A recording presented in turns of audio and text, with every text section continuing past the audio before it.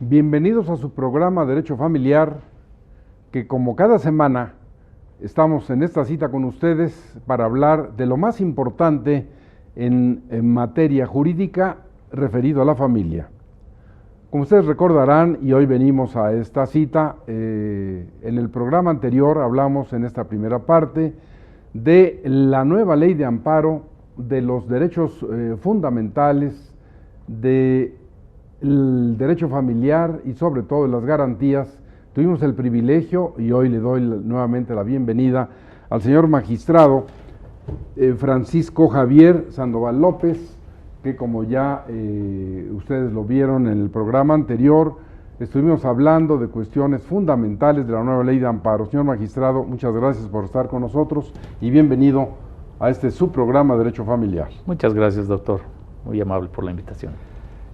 Hablábamos, nuestro distinguido invitado, él es magistrado del Tercer Tribunal Colegiado en Materia Civil del Primer Circuito del Distrito Federal y además tiene a su cargo la Coordinación General de los Magistrados del Primer Circuito, que por supuesto siempre se requiere un gran tiempo y además que sus pares así lo reconozcan, y esta labor tan importante, magistrado, que le extiendo una cordial felicitación porque sabemos de los logros tan importantes para esta materia, haciendo en usted realidad aquel principio que decía Bartol Sassoferrato: nemo civilista, nemo jurista, porque precisamente, y en este caso se reúne la calidad de civilista y familiarista, y en ese tema precisamente nos habíamos quedado, señor magistrado. Yo quisiera retomarlo de esta nueva ley de amparo, porque lo que opinó usted en el anterior programa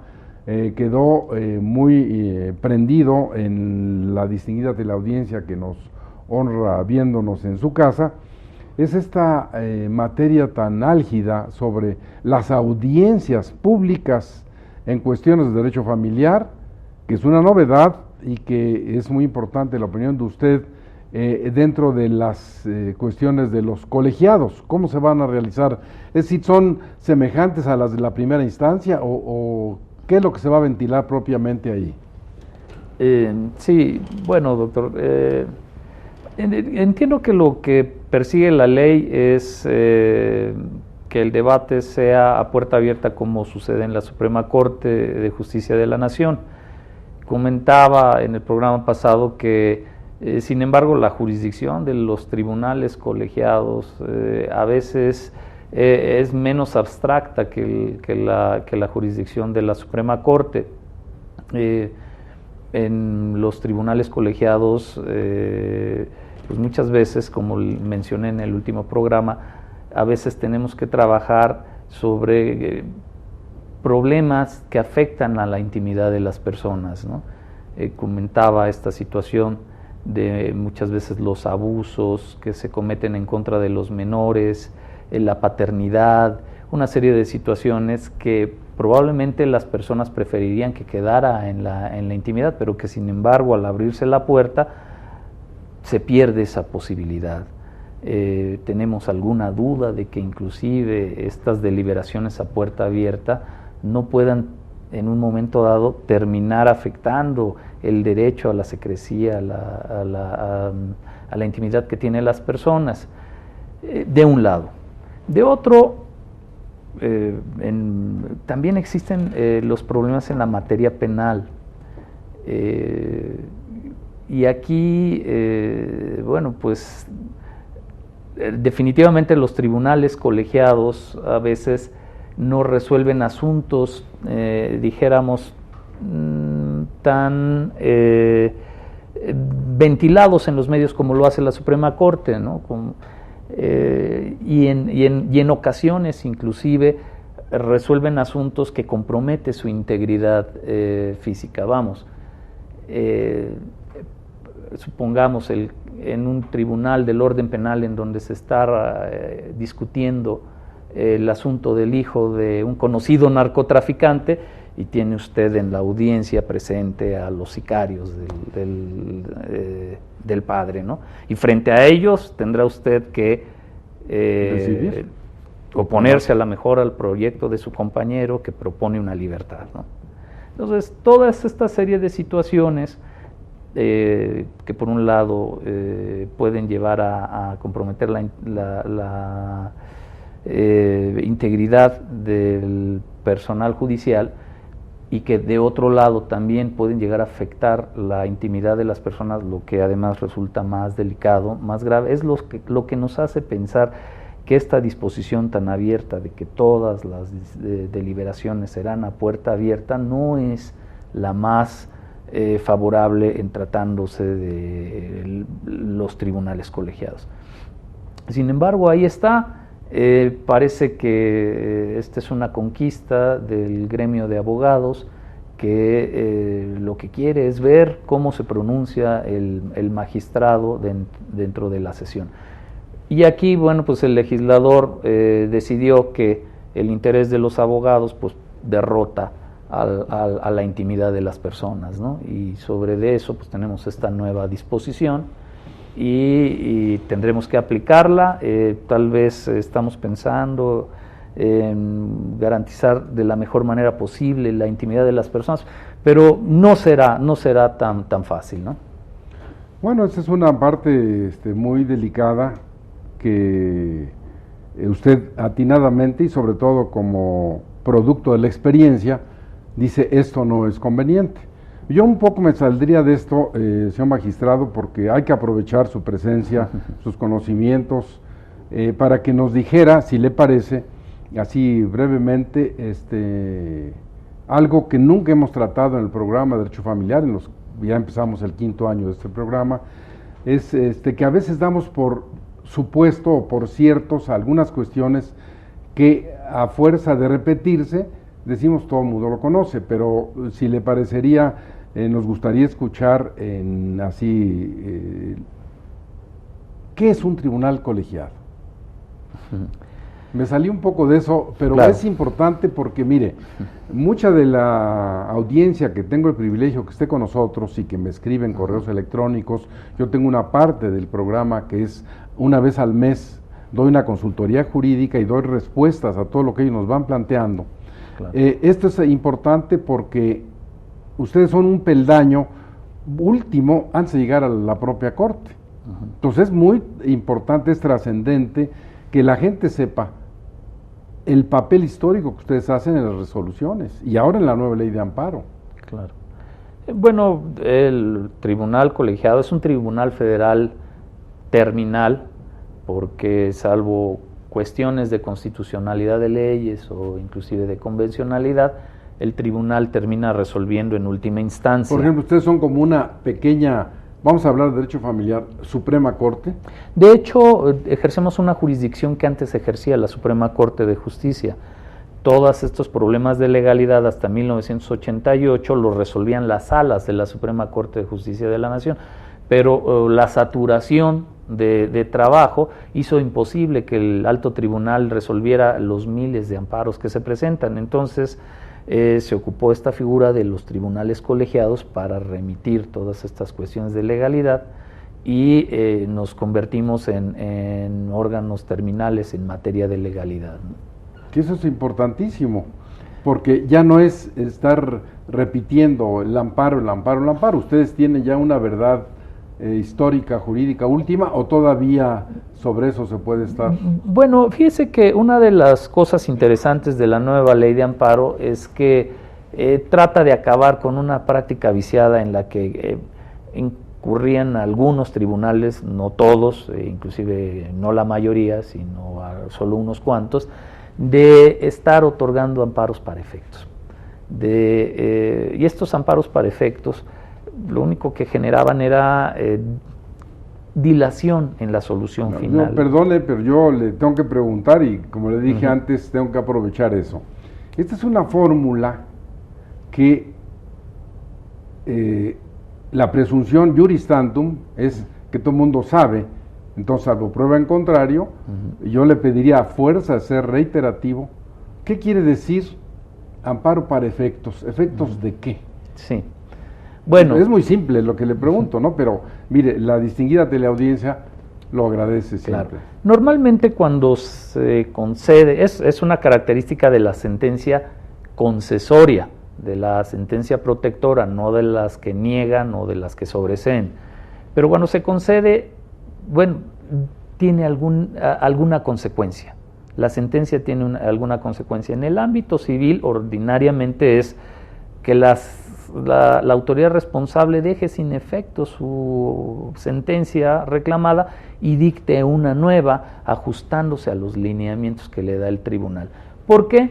Porque no se quiso o se reconoce que los tribunales federales como órganos de control constitucional no son unos tribunales que puedan reasumir la jurisdicción de la autoridad ordinaria y fallar como si fuera de plena jurisdicción.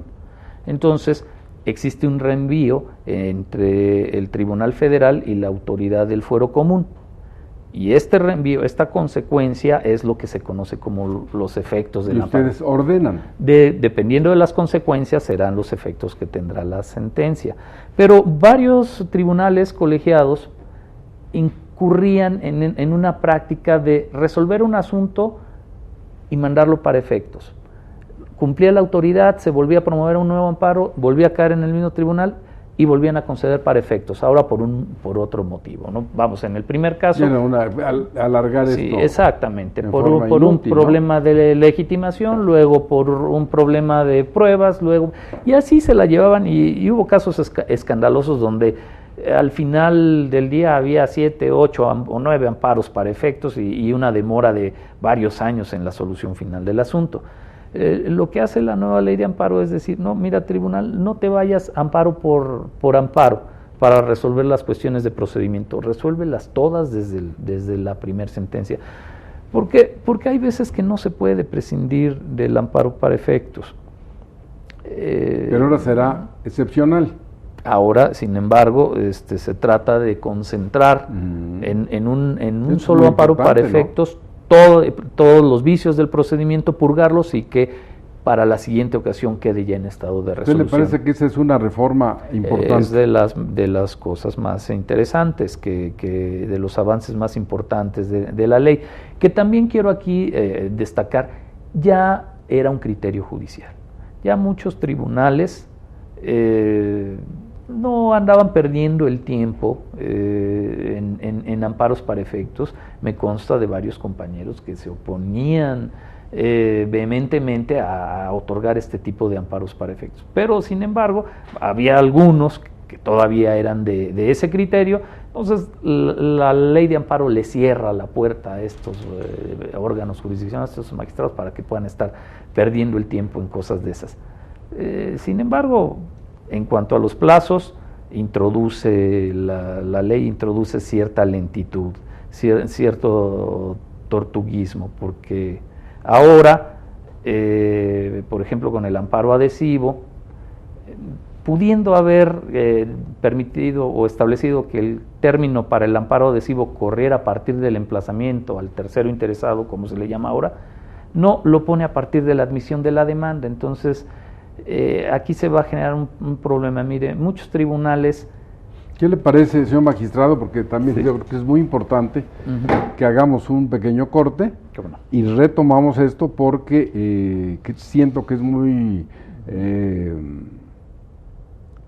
trascendente, porque se decía, los asuntos judiciales duran, la justicia en palacio va despacio. Y ahora, bueno, pues vamos a ver si es cierto en esta segunda parte del programa, si la nueva ley de amparo trae elementos para que ahora sea más corto, o si seguirán siendo los largos juicios de primera y segunda instancia los que motiven esto. Vamos a un corte y regresamos con ustedes en un momento.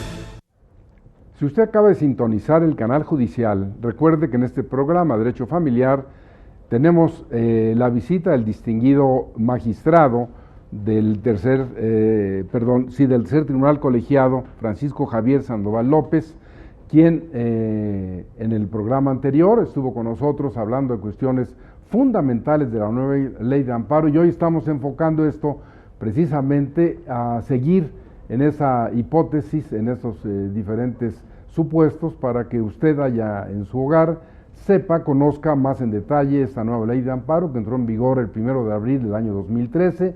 Ya dijimos anteriormente que más o menos se tardaron aproximadamente 13 años en llegar a esto, que es un modelo importante en cuanto a lo que ocurrió en el 2011 y que era necesario, se pedía esta nueva ley de amparo porque de algún modo se cojeaba con esos nuevos derechos. Pero hoy estamos realmente plácemes porque hay una nueva ley de amparo, pero estamos ya señalando algunas, haciendo algunas observaciones como la que acababa de hacer el señor magistrado, y que ahora regresamos con él para, antes de irnos al corte, hablábamos de los amparos para efectos, pero yo aprovecho para de una vez meterme en esta coyuntura del tiempo, señor magistrado. Hoy, con la nueva ley de amparo, los amparos tendrán que resolverse en menos tiempo, o en realidad vamos a seguir en esta misma calamidad. Bueno, la verdad de las cosas es que la ley amplía los plazos, pero más que ampliarlos, porque muchas veces el tribunal, aunque pueda tener un término amplio para resolver, pues no lo agota. La verdad es que los tribunales no tenemos ningún interés en tener guardados los asuntos, al contrario, entre más rápido los resolvamos, tenemos un problema de menos rezago en el tribunal y se genera un círculo virtuoso. Para las personas, claro, están esperando la justicia. Tienen una justicia más rápida, más pronta, y al mismo tiempo nosotros no estamos saturados de tanto trabajo. Sin embargo, aquí la ley probablemente son cuestiones de mucho accidente y a lo mejor yo entiendo que los legisladores no lo hubieran percibido, pero creo que, por ejemplo, en el amparo adhesivo, que obliga a darle un término de 15 días a la contraparte para que, conociendo que la otra parte en el juicio presentó una demanda de amparo, pues ella pueda adherirse y hacer las reclamaciones que estime convenientes, lo que además también genera un efecto concentrador en la primera sentencia para que desde el primer amparo se vean todos los problemas procesales y ya no haya dijéramos esta producción innecesaria de amparos para efectos. Pero el detalle es que esos 15 días, el término para que empiecen a correr esos 15 días, la ley de amparo los fijó a partir de la admisión de la demanda. Y los fijó a partir de la admisión de la demanda porque a lo mejor considera que si no se ha admitido es innecesario obligar a la contraparte o convocar a la contraparte para que promueva amparo.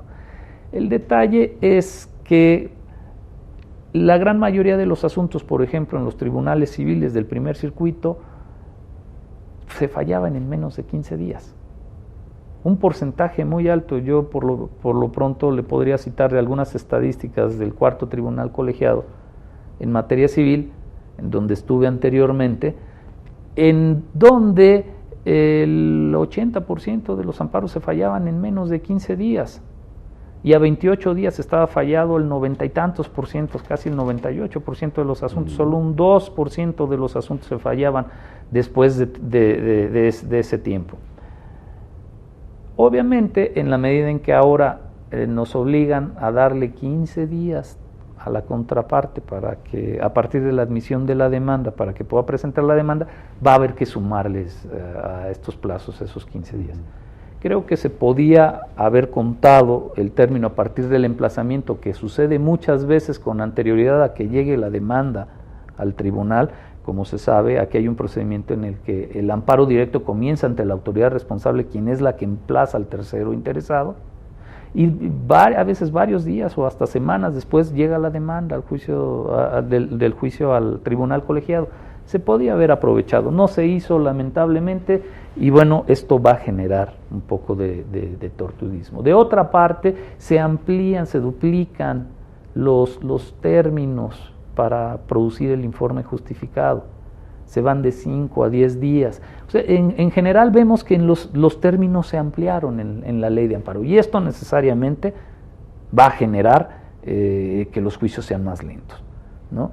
Yo creo que aquí no se vio. Ahora, ¿se gana en seguridad jurídica, por ejemplo?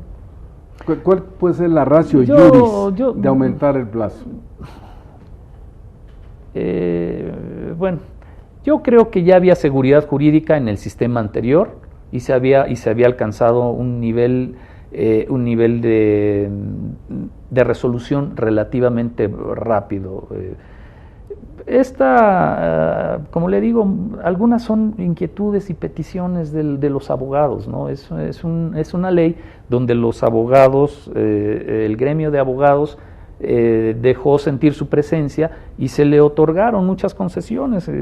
Inclusive, bueno, querían que el término para presentar la demanda de amparo fuera de 45 días. Afortunadamente eso no pasó, porque entonces nos hubiera conducido a lo que está pasando con la justicia fiscal administrativa, donde los juicios, pues sí, se les dieron 45 días para esto, 45 días para el otro, y se hicieron eternos. Mire, en materia civil, hay materias, particularmente la mercantil, donde lo que importa a veces es la recuperación del crédito, darle seguridad al mercado, y esto genera economía, ¿no? En la medida en que se da certidumbre jurídica a las transacciones, a los contratos, a la recuperación de adeudos, esto va provocando confianza en el sistema. Y mire, lo vemos por ejemplo en Hong Kong. Gran parte de la gran economía que tiene hoy Hong Kong se debe a los jueces ingleses, ¿no? Resolviendo rápido y bien, ¿no? Entonces, el detalle es que con la ampliación de términos y todo esto, pues no nos ayuda. Sin embargo, bueno, pues los jueces siempre tratan de poner de su parte, y bueno, pues a pesar de esto, esperemos que los asuntos no se dilaten tampoco demasiado. Ustedes, como funcionarios federales, y sobre todo considerando, voy a ir un poco a la materia de derecho familiar, que esta lo ha reiterado la Corte en todos los órdenes y en todos los niveles, es de orden público. En esta circunstancia también va a afectarse las resoluciones en derecho familiar, que van a ser ahora más tardadas, ¿no? Pues hablamos, por ejemplo, cuando se está discutiendo la custodia del menor, la devolución del menor, y los juicios son más largos, bueno, llega un momento en el que el menor deja de ser menor, ¿no? Uh-huh. Y ya sabemos que la justicia tardía pues se parece mucho a la injusticia. Claro, no estamos tampoco en una situación tan grave. Finalmente, pues son 15 días para el amparo adhesivo, los plazos del informe justificado, que bueno, pues aquí también se complació a las autoridades responsables, que consideraban que 5 días eran muy pocos, pues se ampliaron a 10, y una serie de situaciones. Entonces, pero todo esto pues en detrimento de la rapidez del juicio de amparo, ¿no? O sea, esas son algunas de las cuestiones de la nueva ley de amparo donde se complació a muchos gremios también, ¿no? Abogados, autoridades responsables, una serie de situaciones, y entonces el juicio se hizo más largo.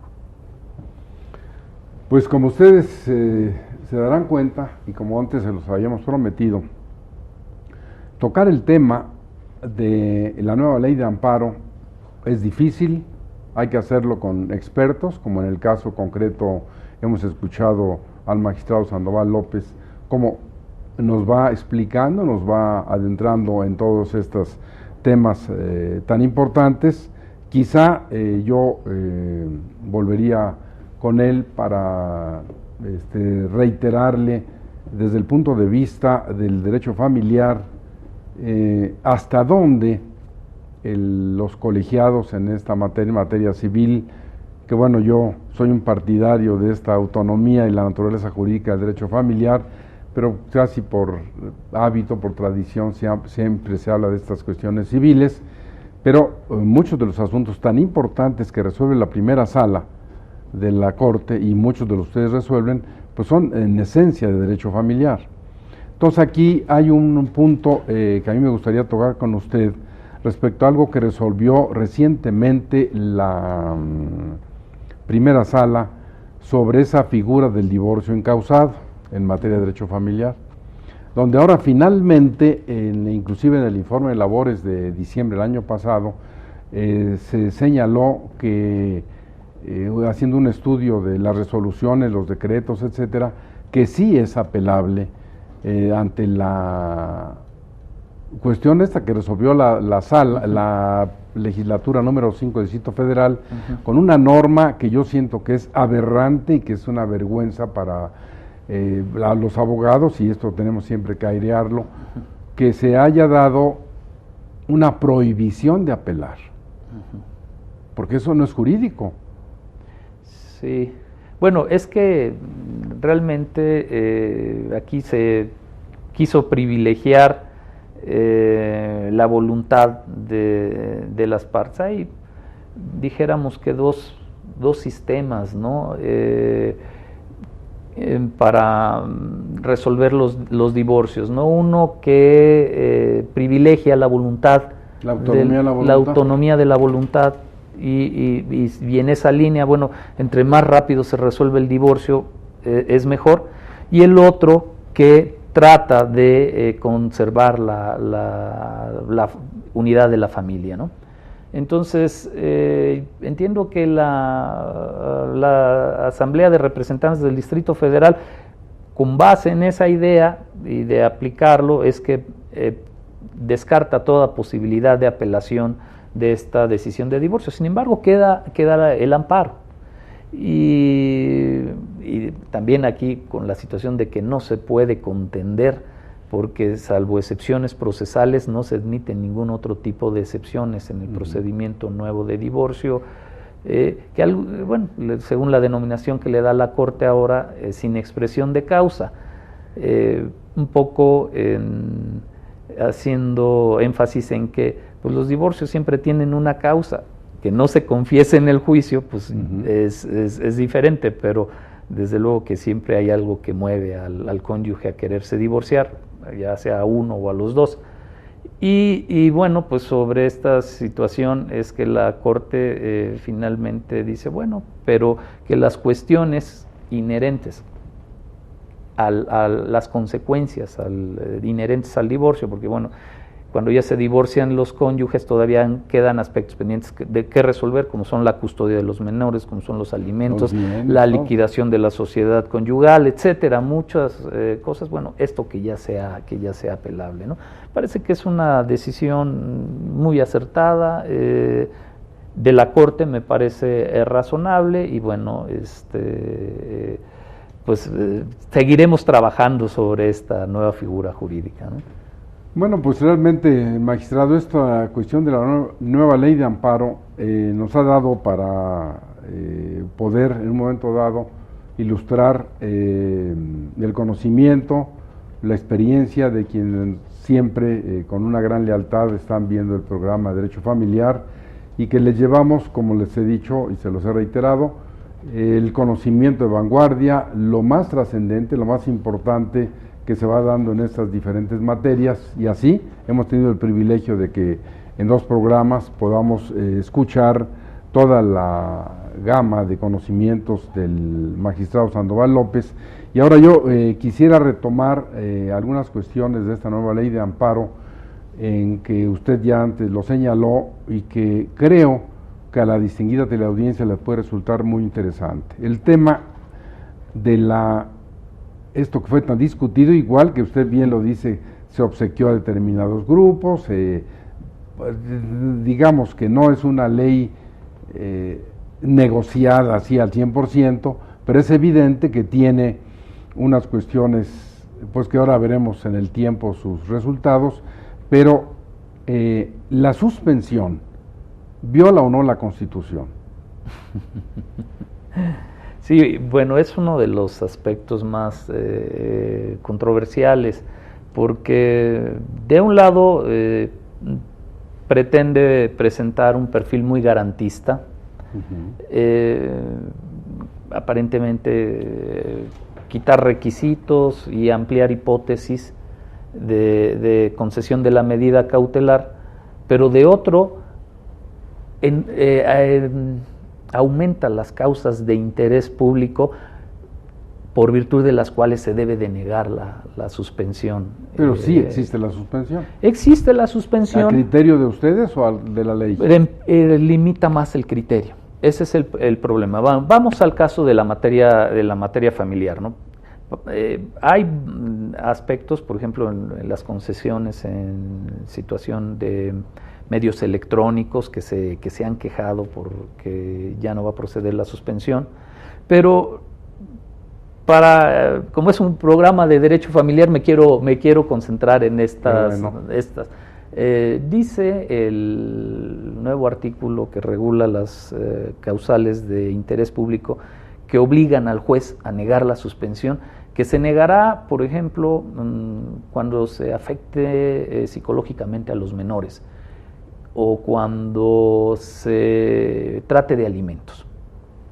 Bueno, la verdad, ya había el criterio de que la suspensión, por regla general, cuando se trataba de alimentos, pues, se trataba de no otorgarla afectando a los menores, porque se colocaba en riesgo su subsistencia.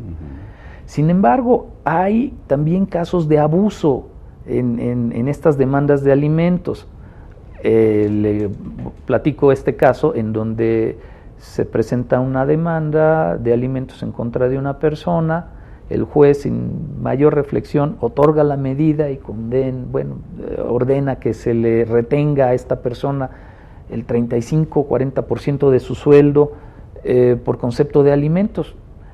Y luego él viene durante el juicio y a través de un dictamen de ADN demuestra que el muchacho no era su hijo, ¿no?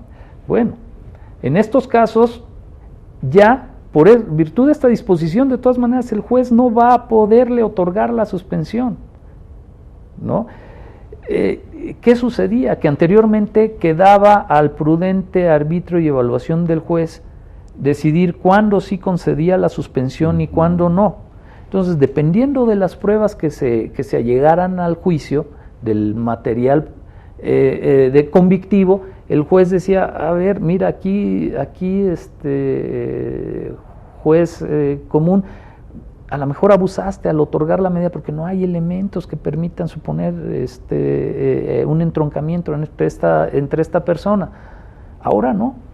Ahora bastará que haya una orden de un juez sobre un descuento de alimentos en contra de cualquier persona, aunque no sea el padre, para que esto sea suficiente para que el juez de distrito niegue la suspensión. Y sabemos que la suspensión muchas veces es lo más importante del amparo, porque mientras que esta persona demuestra en el juicio que ese menor no es su hijo, a lo mejor pasan meses o a lo mejor pasan años. ¿Y los alimentos? Y mientras tanto él sigue pagando alimentos. Como no hay posibilidad muchas veces de recuperar esas cantidades, bien porque una vez que concluye el juicio, pues a lo mejor son personas de condición económica a las que ya no se les puede embargar nada, no se les puede demandar, no tiene caso, pues entonces será una pérdida, ¿no? Entonces, eso es a lo mejor uno de los problemas de estas disposiciones, que lo sacaron del criterio judicial y lo quisieron poner como norma. Y la norma es tajante, ya no permite discreción, no permite. A lo mejor el juez puede llegar a ver y decir, no, aquí la verdad es una injusticia que se esté cobrando estos alimentos, porque la decisión del juez responsable fue apresurada, fue inmotivada por una serie de situaciones, pero la ley no me permite concederle la suspensión porque dice que se afecta el orden y el interés público. Entonces, ese es a lo mejor algunas de los problemas que trae este capítulo de la suspensión. Yo creo, sin embargo, que lo hicieron los legisladores con muy buena fe, pero el detalle es que hay aspectos en donde se tiene que respetar el criterio judicial, en donde querer meterse a regular puede generar extremos como estos que le digo, ¿no? Ahora, sin embargo, en la mayoría de los casos está bien, se negará la suspensión y serán pensiones alimenticias debidamente decretadas. Ahí habrá justicia, pero va a haber un margen de casos, como dice el ministro presidente, de casos víctima, ¿no? Bueno, fíjense ustedes que vamos a ir a una pausa porque pues prácticamente el tiempo está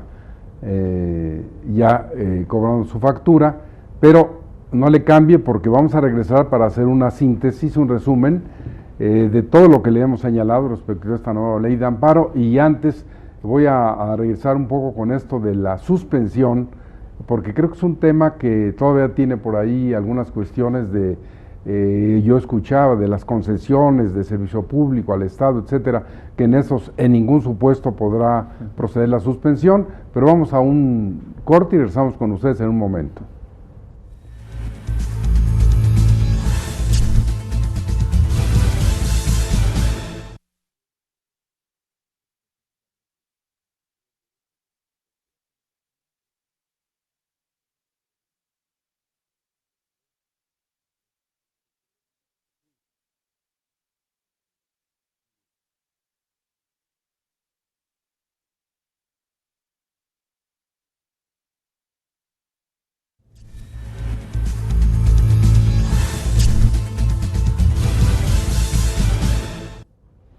Si usted acaba de sintonizar el programa Derecho Familiar, estamos hablando precisamente de la nueva ley de amparo. Está con nosotros el magistrado Sandoval López, que nos ha honrado con su presencia, sus conocimientos. Ustedes han recibido toda esta serie de cuestiones tan importantes. Recuerden que siempre estos programas se transmiten 3 veces a la semana, los lunes de 9 a 10 de la mañana, el mismo lunes de 8 a 9 en la noche, los sábados de esa semana de 7 a 8 de la mañana, y se transmite por Cablevisión 112, en Sky 639, en Dish 731 y a nivel internacional por www.scjn.gov.mx, donde usted puede ver, puede recrearse en todas estas cuestiones, incluso grabar estos programas para verlos ahí ya con más calma en su hogar. Y recuerde que tenemos un teléfono,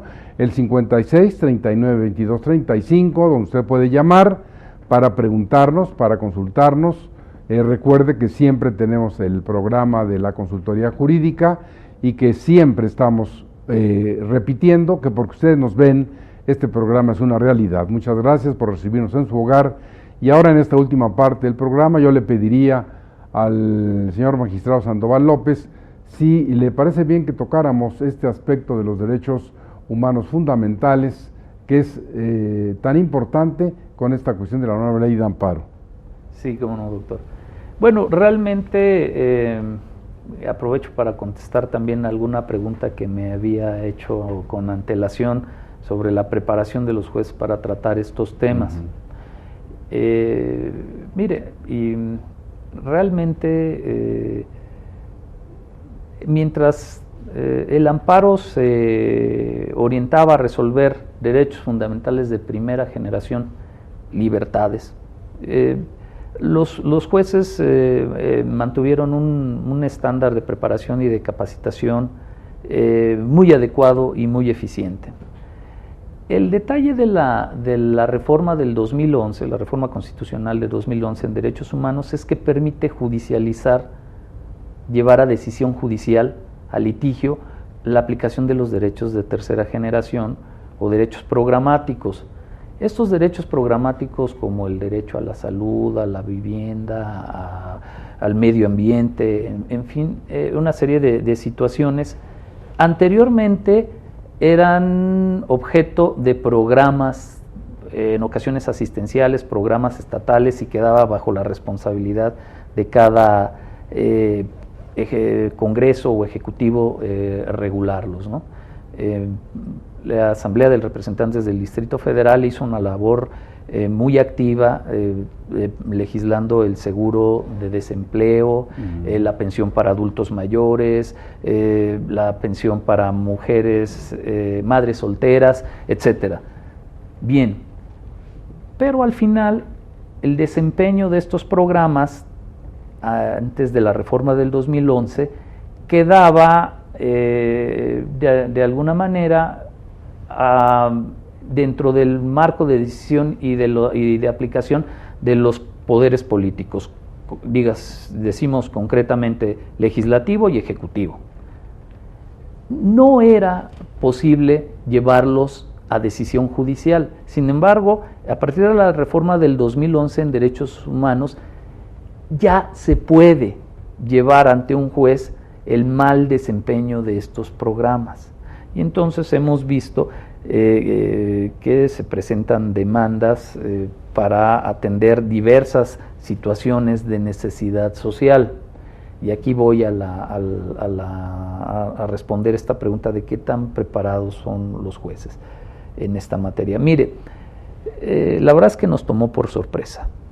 A diferencia de los 8 largos años que le dieron a la reforma constitucional en materia penal para la implementación de los procesos orales, en derechos humanos la reforma entró en vigor de un día para otro. Y de un día para otro entonces los jueces amanecieron convertidos en defensores de derechos humanos, como lo han querido ver algunos. Y aquí el problema es que además la Corte estableció el criterio de que la evaluación de estos problemas era a través de lo que se conoce como control difuso de la convencionalidad y de la constitucionalidad. O sea, que lo pueden hacer todos los jueces federales y locales y todas las autoridades en general. Y eso es grave, ¿eh?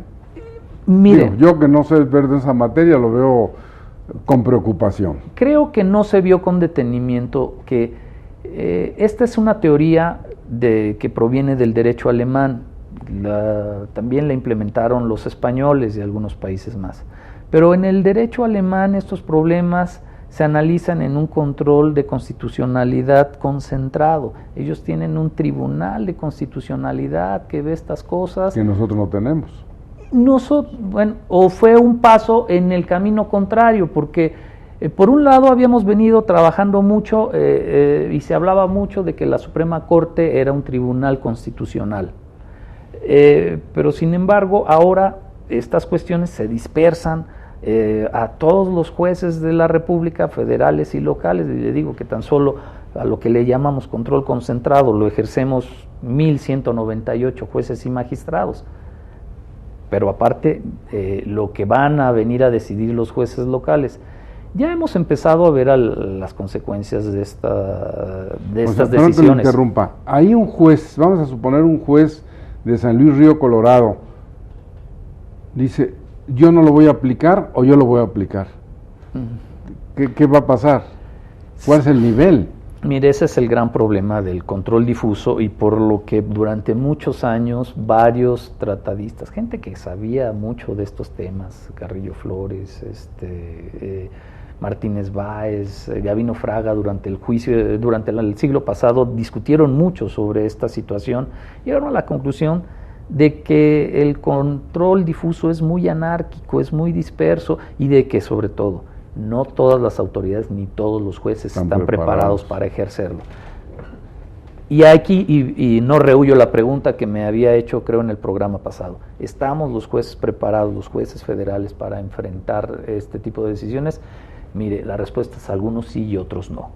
Y ya hemos visto que inclusive la Suprema Corte de Justicia de la Nación en algunos casos ha dado vista al Consejo de la Judicatura por algunos fallos que van más allá del control de convencionalidad y que desafían incluso jurisprudencia firme de la propia Suprema Corte de Justicia de la Nación. Por ahí hay un caso que se está manejando mucho en medios, que se le conoce como el de las pensiones alimenticias, en donde un juez de distrito, en ejercicio del control de la convencionalidad y con motivo de que tenía bajo su jurisdicción la resolución de un incidente de cancelación de pensión alimenticia promovida por el ex marido, decide hacer un ejercicio de la convencionalidad más o menos en estos términos. Dice: las mujeres divorciadas que no tuvieron hijos con su cónyuge son un grupo de vulnerabilidad. los grupos de vulnerabilidad están protegidas por el artículo 4 constitucional. Entonces, quien debe de mantener a la mujer divorciada sin hijos es el Estado y no el exmarido. Y entonces, bueno, se aprovecha el control de la convencionalidad para perjudicar al grupo vulnerable, porque en un juicio de amparo, además, esta sentencia, en el mejor de los casos, su mejor entendimiento es que dejaba los derechos a salvo de la señora para ir a demandar al Estado una pensión alimenticia y la mandaba a un juicio. ¿Y si hay casos reales que el Estado esté manteniendo a alguien? Bueno, ¿usted sepa? Sabemos que hay numerosos programas asistencialistas, el de las pensiones a los adultos digamos, para mayores. Demandarlo, así como usted claramente lo señala. Bueno, mire, ¿qué pasaría si a mí me trajeran el juicio que este juez proponía, que se demandara al Estado? Hay algo que los jueces no ven y que se conoce en Europa como el principio de la reserva, y que se entiende como lo que el ciudadano puede esperar razonablemente de su sociedad. Al final todo esto es un problema de dinero, ¿no? Nos gustaría mantener a todo el mundo. ¿Podemos hacerlo? ¿Tiene el Estado mexicano la capacidad de absorber, de asumir esas obligaciones? La realidad es que nada más habría que comparar el Producto Interno Bruto mexicano con el Producto Interno Bruto alemán para ver que estamos en una situación muy diferente. ¿Qué tanto podemos forzar nuestro estado de bienestar? ¿Lo podemos llevar tan lejos como los alemanes? Créanme que para eso a lo mejor un juez no está capacitado. En el diseño de programas asistenciales se requieren grupos interdisciplinarios en donde participan economistas, expertos en salud, expertos en esto, expertos en lo otro. El juez detrás de su escritorio difícilmente va a poder emitir una decisión más informada que lo que hacen estos grupos, ¿no? Y lo que en un momento dado sí puede es presionar financieramente al Estado. Ya lo está pagando, por ejemplo, España. España presionó tanto a su Estado y a su sistema de bienestar que hoy está pagando las consecuencias, ¿no? Ahora, aquí, los jueces, si no tenemos conciencia de que detrás de estas decisiones tienen que haber fondos y tiene que haber capacidad, entonces podemos en un momento dado empezar a alterar, a desequilibrar al erario, las variables económicas, ¿no? Entonces ahí creo que tenemos una gran responsabilidad, tenemos que decidir con mucho sentido integral, sí de justicia, sí de protección a los grupos vulnerables, pero también considerando las posibilidades económicas que tiene y reales el Estado, ¿no? Ahora, el peligro es convertirse, un poco curioso en el Distrito Federal en épocas anteriores, tomando en cuenta cuánto tiempo tiene el PRD dirigiendo el DF, se ha convertido un poco en el papá Estado, que también genera a la inversa que esas personas en una situación X, bueno, tengan un apoyo. No discuto lo de los adultos mayores, etcétera, pero muchas personas con el Estado las tiene que mantener. Bueno, mire, el problema de toda esta legislación se hizo antes de la reforma del 2011 y cuando realmente quedaba criterio de la autoridad política fijar, por ejemplo, la pensión a los adultos mayores en 700 pesos. Uh-huh. Pero ahora se abre la posibilidad para que alguien vaya y lleve ante un tribunal federal esta situación y diga, oigan, 700 pesos no responden a las necesidades básicas de sobrevivencia de una persona. Juez, por favor, pido que lo revises y que lo aumentes. ¿Y qué va a pasar? Y como ese, podemos llevar todos los programas. Ese es el detalle de haber judicializado la política asistencial y esos derechos de tercera generación. En Europa hay un debate muy serio, muy fuerte en torno a este tipo de decisiones judiciales. Se dice que a través de ellas el Tribunal Constitucional, se sustituye la soberanía política, la soberanía que ejercen las cámaras y el jefe de Estado por el decisionismo del Tribunal Constitucional, y que el Tribunal Constitucional inclusive no siempre está tan calificado para evaluar estos programas sociales, ¿no? Entonces hay un debate muy serio allá ya lo tenemos presente. Aquí todavía no se deja sentir, lo estamos viendo todavía en foros, en programas como el que usted amablemente me invitó, pero en los años por seguir vienen las decisiones judiciales y vienen esos problemas. Le comento, un tribunal creo que del segundo circuito, ojalá que no me equivoque, acaba de resolver que frente al problema que tienen de saturación los tribunales ordinarios para resolver rápidamente los asuntos, el gobierno del Congreso del Estado debe de dar una partida presupuestaria adicional para crear órganos jurisdiccionales. Ahí viene. Entonces, no, bueno, pues como les dije, y muchas gracias, señor magistrado, a la distinguida teleaudiencia, porque ha sido un programa interesantísimo, el otro igual lo fue, casi que yo quisiera comprometerlo en un futuro no lejano para que nos volviera a ilustrar, a acompañarnos, a dialogar sobre estas cuestiones. Sobre todo, vamos a esperar un poquito para ver los resultados de esta nueva ley, para ver si hay algo positivo, porque es indiscutible que la interpretación del Poder Judicial va a estar por encima de todo lo demás. Lo que ustedes vayan haciendo, lo que vayan aportando, ¿no? Entonces ya estamos con el tiempo encima. Dentro de estos derechos de tercera generación que usted planteó, yo nomás le haría esta pregunta, para un sí o para un no.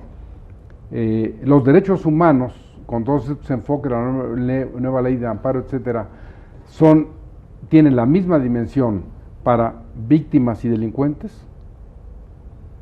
Sí. Bien. Esto es muy importante porque ya ve usted que los litigantes, ya ves otras personas dicen, no, es que están protegiendo a los delincuentes porque los derechos y tal, pero bueno, esperemos que pronto tengamos una respuesta.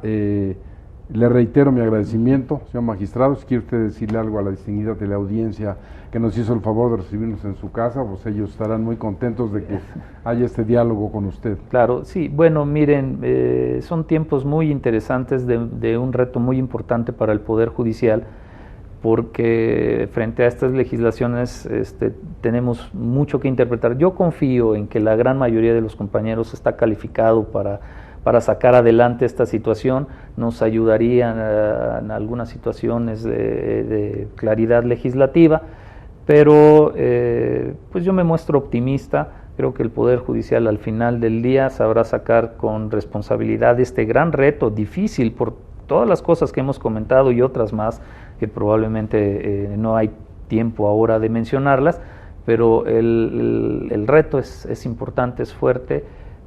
Sin embargo, creo que de aquí podemos salir fortalecidos como un Estado más garantista, con unos jueces más humanos y con criterios que contengan estas decisiones judiciales estrafalarias o exóticas, ¿no? Muchas gracias, señor magistrado, y a ustedes, como siempre, mi agradecimiento porque ustedes nos ven, nos escriben. Nosotros somos una realidad. Muchas gracias y espero verlos en el próximo programa de Derecho Familiar.